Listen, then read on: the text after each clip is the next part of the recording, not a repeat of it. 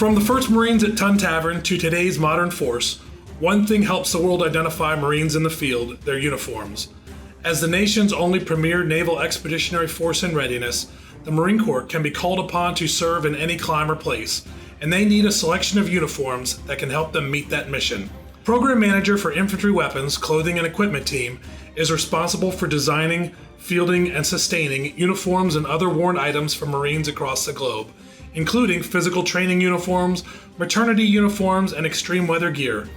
Their efforts ensure Marines have a strong foundation wherever the mission takes them, increasing the survivability and lethality of our Marines. I'm joined today by Emily Madden, clothing designer with U.S. Army Combat Capabilities Development Command Soldier Center, supporting PMIW. Thanks for coming on the show, Emily. Thanks for having me. So before we jump in, I'm kind of curious. How does a clothing designer end up in the world of defense acquisition?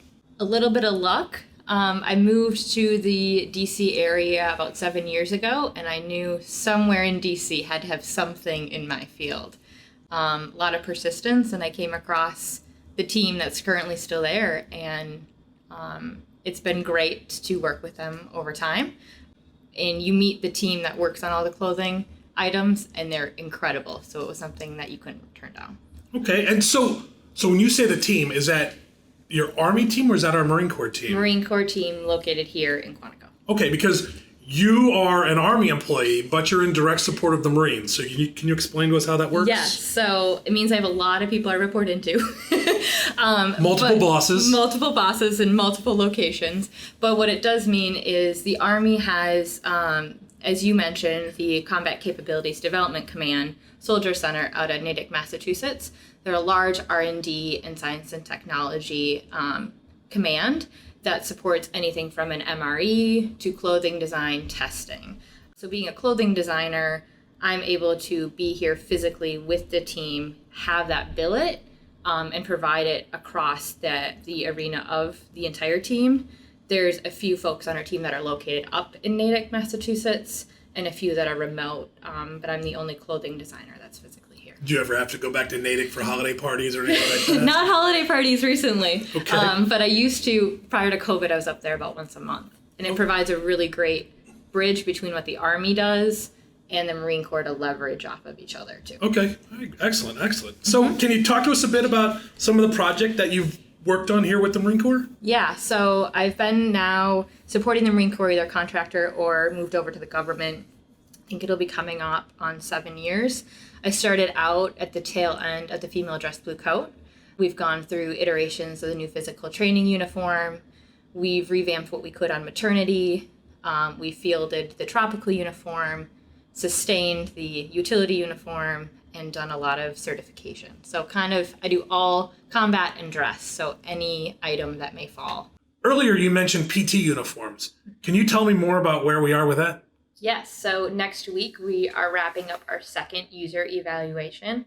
About 30 days, by the time that we collect the data, it'll be about 30 days from when we issued them. This user evaluation we issued about 250, I believe. Don't quote me on that number.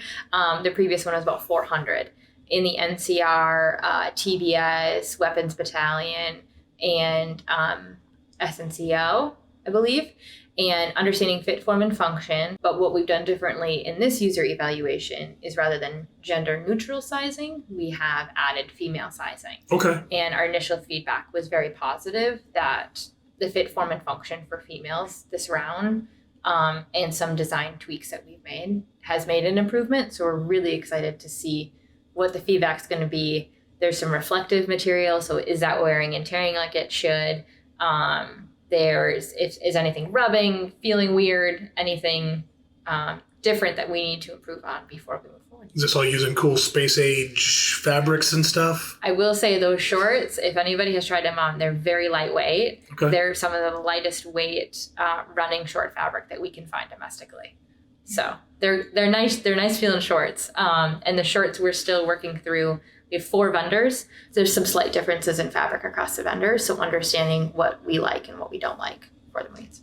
Oh, okay. All right. So as you're doing that, so what's kind of the driving force behind designing new garments? Is it feedback from the Marines or a need to update?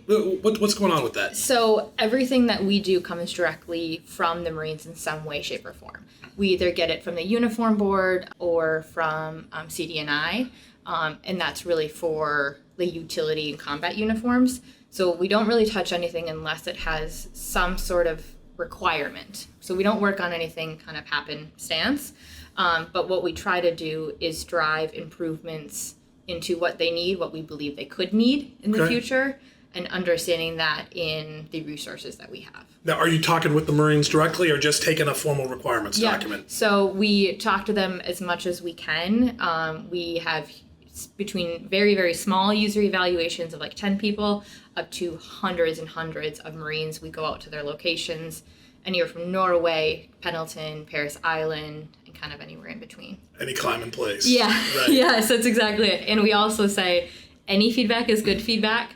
We want to be told that it's not working if we can improve it in some way. Okay, so in general, are there any kind of industry trends, technology, fashion maybe that influence in the past or that you'd like to see implemented in future garments? Yeah, so fabrics is something big that we're running into right now. We're running into a lot of supply chain challenges. So how can we innovate fabrics to give you the same look, feel, and tradition of what the Marine is used to, but improve the durability, the mobility, the comfort, and leaning on industry for something like the PTU, what makes sense for the Marine for today and tomorrow, but also what's easy for manufacturing to make today. Okay. And how can we kind of meld those two things together? So a little bit of industry trend, but really making sure that fits within the tradition of what they're looking for too. And focus on what the warfighter needs and the whole gamut. So, and then everything we make has to be very compliant. So down to the fiber level has to be domestically sourced. Okay. And so process-wise, so you get a requirement in the form of documentation or discussion with Marines. So talk to us a little bit about the process. What's your first step and how you go through the designing process? Yeah. So the first step is we evaluate what we have. Do we have a full capability gap? Are we feeling something and we're missing a capability within that item? What can we do in the trade space, in the marketplace? What's available? Very compliant. But also what are the other services doing? And how can we tap in and leverage with the numbers the Marine Corps has? How do you understand where those production numbers roll into how we can make that most efficiently, cost effectively, and still hit all of the requirements that they're looking for? So when you talk about the other services, is that mostly Army interaction, or do we also talk with? So we do a lot of Army, a lot of Navy. We're working with the Space Force, we're working with the Air Force, and Coast Guard. I don't think a week doesn't go by that we don't talk to almost somebody from each service. Well, I mean, that's kind of cool. You get to work with across the entire DoD. So, So now when we're talking about clothing and uniforms, I mean, we're talking about things that touch every Marine, and you talked a little bit about how you talk with them. But do you talk to them through the whole process, or just at the beginning and the end, or? So it depends on the item. Sometimes if we have like a sample that we're getting in from a vendor, we'll have any Marine that is around our office touch and feel it. Hey, can we just get any like first off feedbacks? If we get samples in, we'll get a medium regular male Marine, put them in a uniform, get some pictures just to understand right off the bat what we're looking for. We do the formal surveys, user evaluations. Focus groups are incredibly important, but we're also looking at understanding how fit, form, and function over every body shape and size, female and male, relates back. So it doesn't just stop at a user eval. We're kind of pinging through that information as we go. I think there's a lot of conversation when you talk with folks who have been in the service that in general uniforms come in two sizes, too big and too small. But, Yes. But you're trying to not have that be the case now. Yes. So there is a requirement out there to fit the 2 to 98th percentile. 2 to 98. Okay. So it used to be 5 to 95. So really understanding my background is in fit from industry. So understanding how the garment should fit, how you can move well in it, how can you do whatever you need to do in your uniform, whether that be a dress uniform, a combat uniform, how to make it more durable, and still make it look like it should over time. Because Marines look great in the uniforms and got it. Yeah, right. But the sizing is a big internal across all the services that there's a lot of technology to understand body shapes. Okay. So how do we make sizing more accurate so they can get what they need when they need it? That sounds fascinating, right?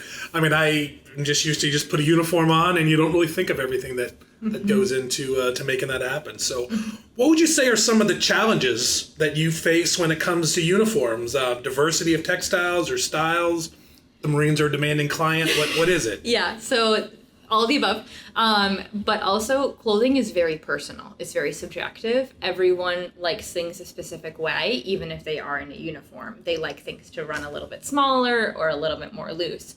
So that's a tough thing to continually baseline against what the uniform regulation should be, what the fit, form, and function, the ideal fit of it should be. And then we also play in a very, very fragile domestic base, which we, down to thread and buttons, we have some single points of failure across the entire supply chain. And that was pretty bad before COVID. But now we've been waiting on some garments for about 3.5 years to come in because supply chain, they can't get enough people in the factories to make them.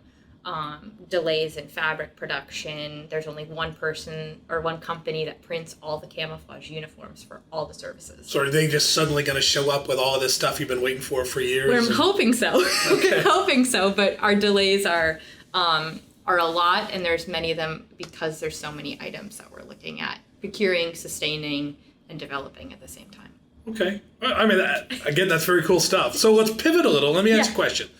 How much does gender play a role in designing uniforms? You talked about earlier about all the different body styles and whatever, but how much gender and fashion and such? So I think it's more relevant today than it has been in the past. We take anthropometric studies that are done here within the Marine Corps across the services, and we apply that to body shapes in clothing design. Some items are better than others, but understanding, especially on the female side, some uniforms have not had like that refresh in a very significant amount of time. We have some specifications that are dating back to like the 1970s and 80s.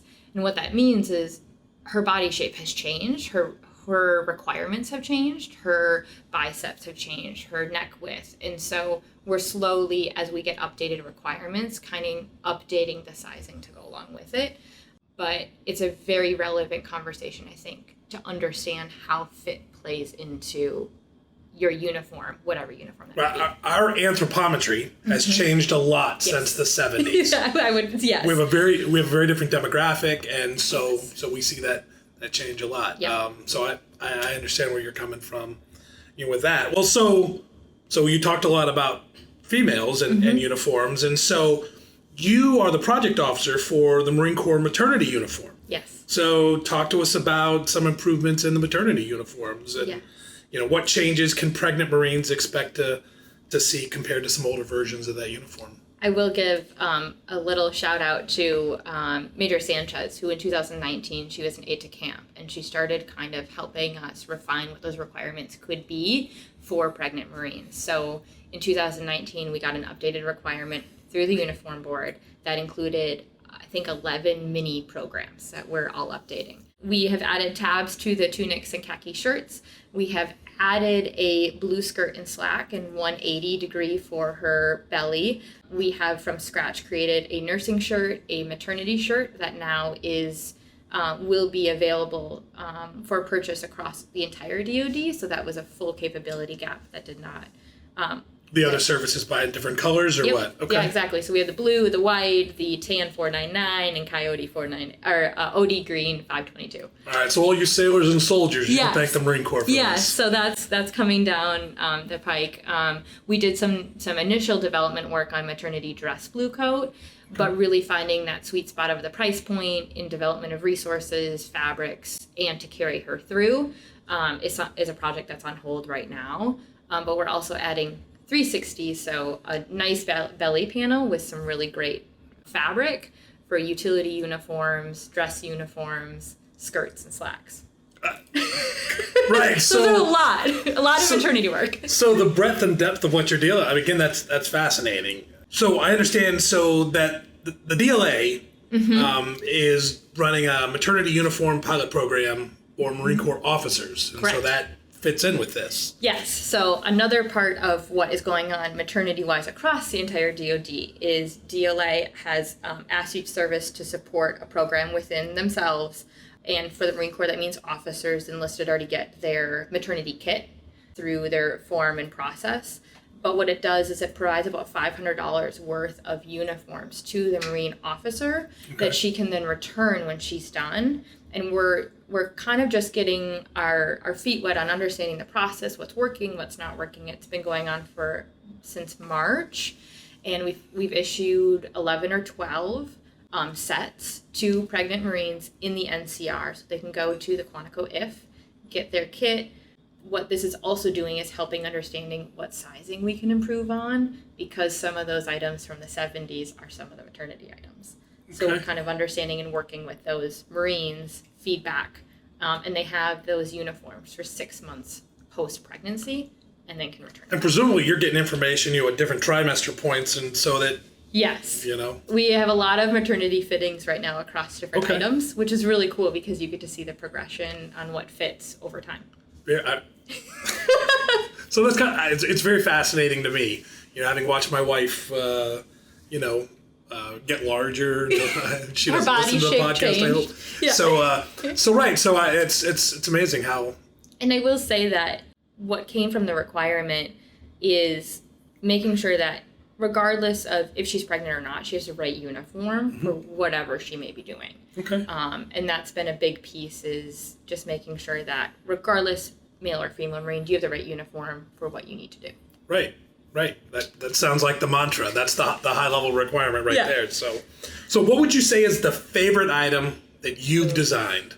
So the coolest item, I think, because it was when I first started, was seeing the tail end of the female dress blue coat. And that was because I got to go to the factories and work with the women that were making it and understanding the intricacies of the old school method of creating a tailored coat. One thing that is near and dear is the nursing shirt, because it just did not exist. Same with the maternity. And I think there's some other cool stuff that we have coming up too. That's excellent. Well, so talk to me. What can we expect coming out of your shop over the next year, 2 years? So we are fielding the tropical uniform, which is about 30% lighter and faster drying than the current utilities. Those are being fielded out and will be turned over to sustainment here shortly. And then on top of that, we're actually looking at the next gen utility uniform and what technology we can meld into that, what fit that's going to look like, and what those requirements would be shaped up. So we're kind of in the infancy stages of what that uniform is and could be. Coming soon to an exchange near you. Yeah, coming soon. A few years out, we're just getting kind of a good understanding of where we need to go and what 2030 force design, what we need to play into kind of at a very big picture and where they're going to be. Again, Emily, I have enjoyed conversing with you and understanding your part of this enterprise that we do here at Marine Corps Systems Command and Acquisition. And now we have a little thing we do around here that we call the lightning round. Okay. And so are you ready for the lightning round questions? Sure. All right. Well, all right. So first question. When you were a child, what did you want to be when you grew up? A fashion designer. Really? Since I was 8 years old. That answer alone is amazing, because so few people grow up to be the thing they wanted to be as a kid. I was going to go to fashion design school, and I was going to live in LA. It's a little further away from that. So you missed the coast. You hit the wrong coast. So excellent. Yeah. So you were right where you intended to be. So except for not LA. Yeah. All right. Now, if you could have dinner with any historical figure, who would it be? It would probably be Eleanor Roosevelt. Okay. Excellent. Why Eleanor? I think just understanding that time period about what was happening is so different, right, than where I'm a little bit of a history buff. So just understanding anything that would happen around that time in comparison to where we're at today. Yeah, I mean, she married to the president, but she made a face for herself. Mm-hmm. So nice choice. Mm-hmm. Do you have any tips for helping to maintain a work-life balance? Sometimes I'm not as good as I should be. No, but I have two little ones. I have a 5-year-old and a 3-year-old, and you can't trade memories with your family for anything. So I think that's really important. Right, they're only going to be 3 and 5 once. That's exactly it. Okay, nice. And then this was one of our questions from last season, but here we go. What is a TV show, book, movie, or podcast that you would recommend? Outliers by Malcolm Gladwell. It's my favorite book. What's it about? It's about how people are born into certain circumstances, right? The time, the month, the year, where you're born, and the events that happen around you, and how that can attribute to success. All right. So it was Outliers by Malcolm Gladwell. There we go. Look it up, people. And it's good. So again, Emily, thank you for coming on the podcast. And as you develop new uniforms and whatever, maybe we can talk again in the future, and you can talk us about something else that the Marines have. That sounds great. Thanks for having me. You bet. Thanks. Well, this concludes another episode of Equipping the Corps. I hope you've enjoyed our conversation today. If so, please take a couple minutes to leave us a review, subscribe, and tell your friends about us. Until next time, stay safe. This is Tripp Elliott, signing off.